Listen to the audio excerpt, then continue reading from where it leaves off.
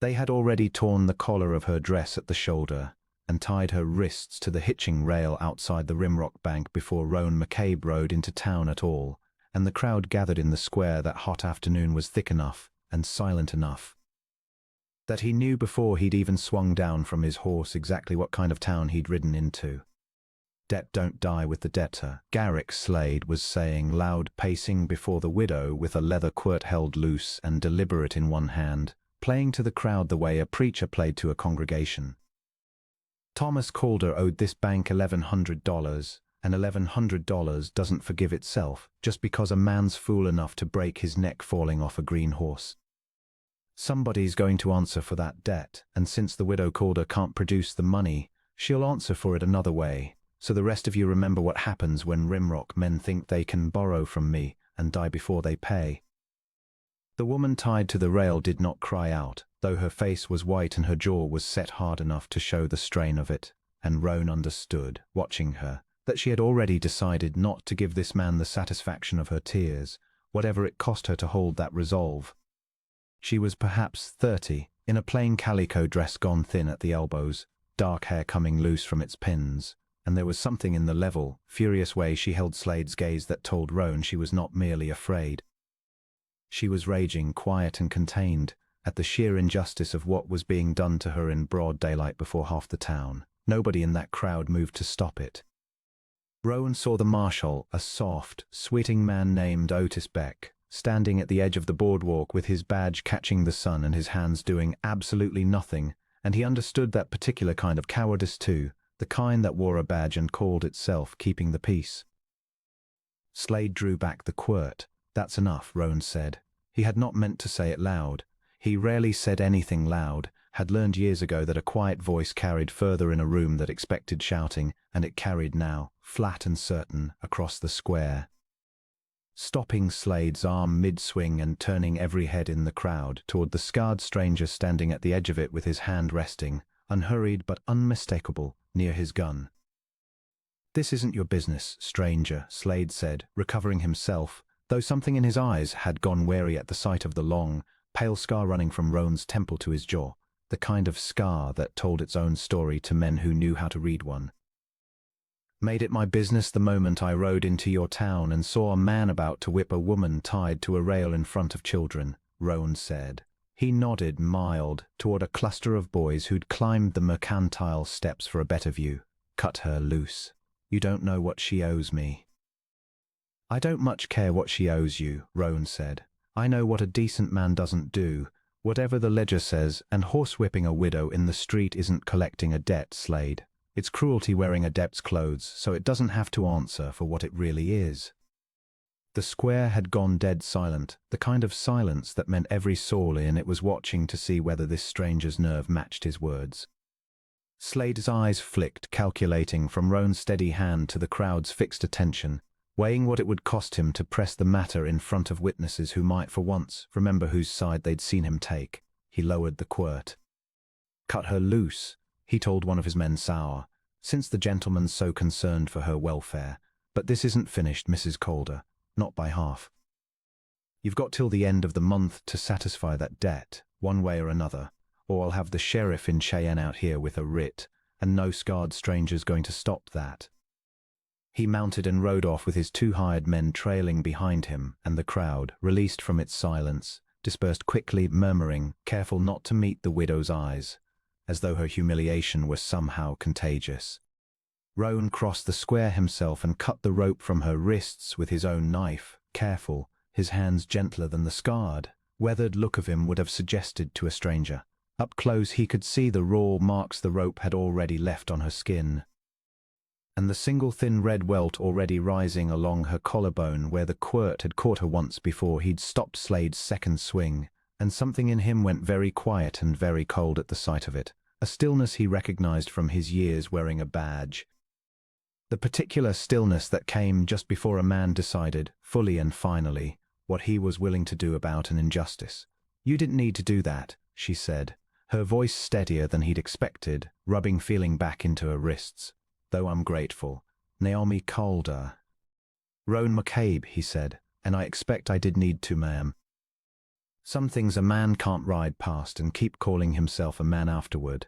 He glanced around the square, at the crowd already dispersing, careful not to meet her eyes, careful not to be seen lingering near the trouble now that the danger of it had passed. This town's mighty good at looking the other way. This town is frightened, Naomi said, with more wariness than bitterness in it. Garrick Slade holds the mortgage on the mercantile, the livery, half the farms within 10 miles, and the marshal's own house besides, if the whispers are true. Folks who cross him lose more than afternoon's dignity, Mr. McCabe. They lose their livelihoods. I don't excuse their silence. I understand it better than I'd like to. Understanding it and excusing it aren't the same thing, Roan said. But I take your meaning.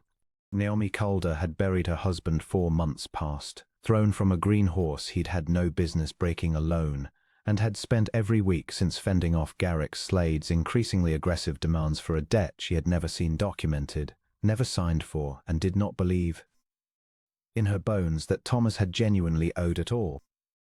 Thomas had been careless with money and careless with horses both, but he had never once in 6 years of marriage borrowed from a man like Slade, whose reputation for ruining small farmers and folding their land into his own holdings was the worst-kept secret in 3 counties. She had said as much more than once to Marshal Beck, who had listened with visible discomfort and done nothing, because Slade held the mortgage on half the businesses in Rimrock, including, she suspected, whatever quiet debts kept the Marshal himself compliant. She had said it to the bank clerk, a nervous young man named Elias Pruitt, who had gone pale and changed the subject and refused to meet her eyes, which told her more than any direct answer could have. She was not the first widow in Rimrock to find herself suddenly and inexplicably in Garrick Slade's debt within weeks of burying a husband. The widow Fenwick had lost her 160 acres along the creek bottom 2 years past under circumstances so similar, a husband dead of a fever, a note appearing in the bank's ledger that no one could quite recall being signed, a deadline impossible to meet, that Naomi had gone to call on her the week after Thomas's funeral, seeking comfort from someone who understood, and had come away instead with a cold. Creeping dread she had tried since then to reason herself out of feeling.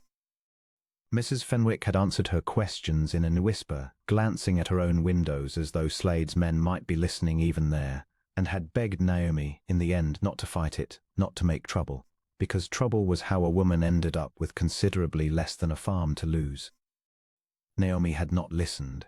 She was not built for quiet surrender, whatever it might cost her, and she had spent 4 months since insisting, to anyone who would hear it, that Thomas Calder had never borrowed $1 from Garrick Slade in his life. No one had been willing to hear it, until a scarred stranger rode into the square at exactly the wrong, exactly right moment.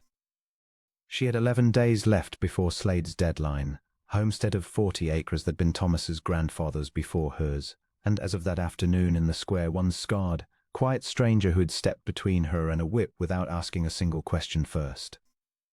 She invited him to supper that evening, mostly out of a debt of her own she meant to repay, and he accepted, and ate at her small kitchen table with the careful, deliberate manners of a man unused to a woman's cooking and grateful for it anyway, and told her, when she asked, only the barest outline of himself, that he had ridden a hard road for a good many years, some of it as a lawman, some of it as considerably less than one, and that he had a code he tried, not always successfully, to live by, and that the code did not permit him to watch a woman whipped in the street without doing something about it. What's the code? She asked. Protect what can't protect itself, he said. Learned it too late to save the person who taught it to me. Been trying to make it count ever since. He did not elaborate, and she did not press, but she saw something pass behind his eyes. Old grief carefully kept, and recognized it, because she carried a version of the same weight herself.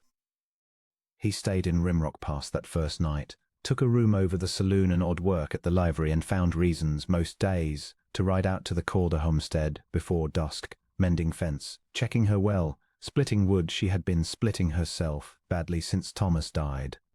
She did not need the help, precisely. She had managed alone for 4 months and could have managed 11 days more, but she found, to her own quiet surprise, that she looked forward to the sound of his horse on the road each evening with an eagerness she had not felt about much of anything since Thomas's funeral. There was a church supper the second week, The kind of small-town gathering Naomi had once attended without a second thought, and now approached with a tight defensive dread, uncertain whether she would be welcomed or quietly avoided by neighbors, too frightened of Slade's displeasure to be seen befriending the woman he'd marked for ruin. It proved, in the end, to be both. Several families found urgent reasons to be elsewhere the moment she and Roan arrived, murmuring apologies that fooled no one, while others, a handful of the town's steadier souls, made a visible point of greeting her warmly, of sitting near her, of asking after her crops and her health with a determined, defiant kindness that told her exactly whose side they had quietly chosen. Roan stood beside her through all of it, saying little, but present in a way that seemed, by itself, to steady the room, and it was at that supper, watching him carve pie for a widow's children who wouldn't otherwise have gotten a second slice, patient and unhurried despite the whispers still circling the hall, that Naomi understood she was no longer merely grateful to him. She was falling, slowly and against every sensible caution 4 months of grief and 11 days of terror ought to have taught her, in love with a man she had known scarcely a fortnight. She'd not say so aloud that night, but she thought it on the ride home, and thought of it again lying awake long after, and found she did not much want to talk herself out of the feeling, whatever the sensible part of her insisted about the wisdom of losing her heart to a man who might, once the trouble passed, simply ride on the way he'd told her.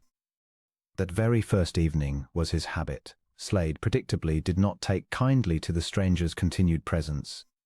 He sent his foreman, a broad, brutal man named Horsewhipped, to the livery with a message that the town of Rimrock didn't much care for strangers meddling in local business, and that a man could find himself run out of a place like this, or worse, if he didn't take the hint. Roan had listened to the whole speech without once looking up from the harness he was mending, and had said only when Dade finished, "Tell Slade I've been run out of better towns than this by worse men than him, and I'm still here. Man ought to choose his threats more carefully if he means them to land." Dade had left considerably less confident than he'd arrived. The forged nature of the debt came to light gradually, and it was young Elias Pruitt, cornered one evening at the edge of town by Roan's patient, unthreatening questions, who finally broke and admitted the truth of it, his hands shaking. "There's no note," Elias said, low, terrified of being overheard. "Not a real one. Slade had me draw up papers after Calder died, backdated them, forged Thomas Calder's signature from an old bank draft. He does it regular, Mr. McCabe, whenever a farm he wants comes free of a husband who can't argue any more. The widow Fenwick lost her place the same way 2 years back. I've kept quiet because I need this job and because Slade's made plain what happens to men who don't stay quiet, but I can't." His voice broke. "I can't watch him do it to Mrs. Calder too. Not after what I saw in that square." "Would you swear to it?" Roan asked. "In front of the marshal or a circuit judge, whoever it takes?" Elias hesitated a long moment, fear plain on his young face, then nodded, slow. "If you'll stand with me when I do," he said. "I don't trust I'd survive saying it alone." Naomi learned the truth of the forged debt from Roan himself, sitting on her porch in the blue evening light with the day's work done and the crickets starting up in the grass, and felt something in her chest that was neither relief nor fresh anger, but some tangled, exhausted mixture of both. "He killed my husband's memory twice over then," she said quietly. "Once when Thomas died, and once when Slade turned that death into a lie he could use against me." "We'll unmake the lie," Roan said. "Elias will swear to it. I'll stand behind him when he does. Slade has built his whole hold over this town on folks being too frightened to speak up together. Once one man does it out loud in front of witnesses, others generally find their nerve follows. And if it doesn't, if the town stays frightened, and Slade simply has you both run off, or worse." Roan was quiet a moment, watching the last light go gold and then grey over her fields. "Then I suppose I'll have done the only thing I know how to do anymore, which is stand where I'm needed until I can't stand there any longer," he said. "I told you I had a code, Naomi. I didn't tell you it was an easy one to live by. It generally isn't." He looked at her then, steady, something warmer than caution finally showing plain in his scarred, weathered face. "I'll tell you the rest of it, if you want to hear it. Why carry it so hard?" She said she did, and he told her. There in the fading light, about a younger sister back in Missouri years gone now, who had married a man Roan had warned her against and had died of it, slowly and cruelly, while Roan was 3 states away chasing a marshal's badge he'd told himself mattered more than going home. He had reached her too late by 11 days, he said, the same span, near enough as the deadline Slade had given Naomi, and the coincidence of the number had haunted him since the moment he heard it spoken in the square. I couldn't save her, he said. I can save you, Naomi Calder, if you'll let me stand where I'm needed a while longer. That's not pity talking. I want to stay for reasons that stopped being about your sister in debt trouble a good while back. She did not answer with words. She reached over and took his scarred hand in both of hers, careful and certain, and held it there in the deepening dark, until neither of them needed a single word more to understand what had settled between them. They sat like that a long while. The crickets loud in the grass and the last of the light gone from the sky entirely, and Naomi found herself thinking, unbidden, of the 11 days Roan had mentioned, the same span of time Slade had given her to save her home. And how strange it was that grief and hope could measure themselves against the very same number and come out meaning such entirely different things.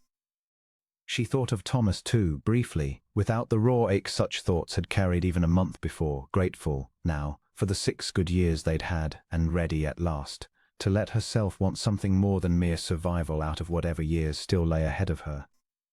I'm not looking to replace what I lost, she said quietly into the dark. I want you to know that plainly before this goes any further. Thomas was a good man, careless with horses and money both, but good, and I loved him. What I feel for you isn't a patch stitched over that loss. It's its own separate thing. I know it, Roan said. I'd not have stayed this long chasing a patch, Naomi. I've stayed because somewhere in these 2 weeks you stopped being a widow. I felt obliged to protect and started being the reason. I found myself hoping this trouble would take a little longer to resolve than it strictly needed to, so I'd have more excuse to keep riding out here each evening. She laughed, surprised into it, the first real laugh she'd managed since the square, and the sound of it settled something in both of them more surely than any solemn vow could have managed. Slade himself rode out to the homestead the following afternoon, alone this time, no hired men flanking him, and sat his horse at the edge of the yard with the same deceptive pleasantness he'd worn in the square before the quirt came out. I hear Elias Prout's taken a trip to Cheyenne, he said, conversational, as though remarking on the weather. I hear he's been talking to a judge about old bank records. Careless of him, given how much a young man in his position has to lose. His gaze slid, deliberate, toward Roan, standing on the porch with his arms crossed and his weight easy on his heels, the stillness of a man who had faced down considerably worse than a moneylender's threats. And I hear you've taken to sleeping in my town a good deal longer than a passing stranger general as McCabe. Man might start to wonder what you're really after here. A scarred drifter with no name anybody's heard of before, sniffing around a widow's land right when her debt comes due. Convenient, that. Say what you mean, Slade, Roan said. I mean I could make your life here considerably harder than a few nights' watchfulness, Slade said. I mean I own the man who signs the papers for who's welcome in this county and who isn't, and I mean a woman alone, defended by a stranger with a gun and a grudge, doesn't make nearly the sympathetic picture in front of a judge that you both seem to imagine it does. Fold this quietly, Mrs. Calder. Sign the land over, take what mercy I'm still willing to offer, and this scared protector of yours can ride on to whatever trouble he was running from before he found yours. I've buried one husband to this county's carelessness already, Mr. Slade, Naomi said, stepping to the porch rail beside Roan, her voice not once wavering. I won't bury my home to your greed on top of it. Whatever you send, we'll be ready for it. Slade's mouth thinned, the pleasant mask slipping just enough to show the temper beneath it. Have it your way, then, he said, and rode off without another word, and Naomi watched him go with a cold, settled certainty that the calm of the last 2 weeks had just come to its end. He'll come at night, Roan said, quiet, watching the dust of Slade's departure settle. Men like that always do, cowardice dressed up as strategy. He looked at her, steady. We'll be ready. Slade struck back 3 nights later, in the hour before dawn, when he judged the town would be asleep and any witnesses easiest to silence. Hollister and 3 more of Slade's hired men rode onto the Calder homestead with torches and clear intent, meaning to burn the barn, run off the stock, and make plain to Naomi Calder exactly what happened to widows who found themselves a protector and a lawyer's nerve both in the same 11 days. Roan heard them before Naomi did, some old instinct from harder years sleeping light as a cat, and he was on the porch with his rifle before the first torch touched the barn's dry timber, his voice carrying flat and cold across the yard. That fire touches her barn, Dade, and the next thing that touches ground is you. Dade laughed, though it came out thinner than he meant it to. 4 of us, McCabe. 1 of you. Slade said you'd be reasonable once you saw the numbers. Slade's wrong about a great many things, Roan said. Numbers included. He fired once, deliberate, into the dirt a foot from Dade's boot, close enough to make the man's horse rear and scatter the torch from his hand into a puddle left by the previous night's rain, where it hissed out harmless. Next one won't land so polite. Ride home, Dade. Tell Slade the widow Calder's got witnesses now, and a code standing on her porch that doesn't bend for 4 men or 40. Tell him Elias Pruitt's already sworn his statement to Judge Harmon in Cheyenne 3 days back, and there's a circuit rider due in Rimrock inside the week to hear it read out loud in front of the whole town. Whatever he burns tonight, he can't burn that. It was a bluff on the timing, though not on the substance of it. Elias had indeed ridden out with Roan 2 days prior and sworn his statement, trembling but resolute, before a Cheyenne judge who had listened with a grim, gathering fury at the pattern Elias described: 3 widows in 3 years, 3 forged debts. 3 farms folded quietly into Garrick Slade's growing empire. The judge had promised a circuit hearing within the fortnight. Roan simply moved the timeline forward in the telling, betting, correctly, that 4 men sent to do a coward's work in the dark had no stomach left for a fight once the ground shifted under their certainty. One of the other riders, younger and less steady than Dade, wheeled his horse too fast in the confusion and nearly collided with the well housing, cursing, and in the scramble a second torch guttered and dropped into the wet grass, hissing out as harmless as the first. For one taut, suspended moment nobody in the yard moved at all. 4 mounted men weighing their nerve against a single rifle and the flat, unbothered certainty in the voice that held it.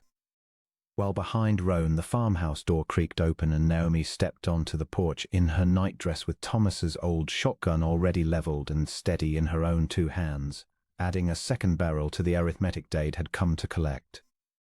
4 of us and a widow's shotgun besides now, Roan said, almost conversational, into the ringing silence. Numbers keep getting worse for you, Dade. I'd ride while riding's still the worst of your troubles tonight. Dade hesitated, weighing the rifle already trained steady on him against whatever Slade was paying him to take the risk, and found, in the end, that the wages weren't worth it. He wheeled his horse and rode, and his 3 companions went with him. And the Calder homestead stood untouched in the grey, breaking dawn, the barn's timbers dry and whole, the widow herself standing in the doorway with her own late husband's shotgun leveled and steady in her hands, ready to have added her own aim to Roan's if it had come to that. You could have told me Elias had already sworn his statement, she said, once the hoofbeats had faded and her hands had finally stopped shaking. I could have, Roan agreed. But I judged you'd sleep better not knowing how close it came to needing more than a bluff, and I judged right, seeing as you slept through the first 2 minutes of it entirely. He managed something close to a smile, the strain of the last hour still tight around his eyes. You're a fair shot yourself, Naomi Calder, standing there in the doorway with that shotgun. I don't believe I've ever been quite so glad to have a woman watching my back. The circuit judge arrived in Rimrock 8 days later, and Elias Pruitt stood up in the crowded courthouse, hands still shaking but his voice steady, and read out the truth of Garrick Slade's forged debts in front of the whole gathered town, the widow Fenwick and 2 other ruined families among them. All of it corroborated by bank ledgers Roan had helped Elias smuggle out and copy in the dead of night the same week the forged note against Naomi Calder had first come due. Slade did not go quietly. He blustered, threatened a lawsuit for slander, tried once more to summon the crowd's old fear with a raised voice and a hard stare, insisting the ledgers were in order, that Elias Pruitt was a disgruntled former clerk inventing lies to cover his own sloppy bookkeeping, that the whole proceeding was an insult engineered by a drifter with no standing in this county and no business meddling in its affairs. But the widow Fenwick rose from her seat before he had finished, her voice shaking but clear, and told the judge her own story in full for the first time in 2 years. The forged note, the impossible deadline, the 160 acres along the creek bottom she had lost while too frightened to fight for it, and a second widow, then a third, found their own courage rising in the wake of hers, until the courthouse held not one accusation but four, layered one atop another, impossible for even Slade's considerable arrogance to wave away. The fear that had gone out of the room replaced itself, gradually and then all at once, with a slow, gathering anger 3 years in the making. Even Marshal Otis Beck, shamed past bearing by the plain evidence laid out before him, finally found the spine to do the job his badge had always demanded of him, and placed Slade under arrest before the judge had even finished reading the charges, his hands, for once, not shaking at all as he did it.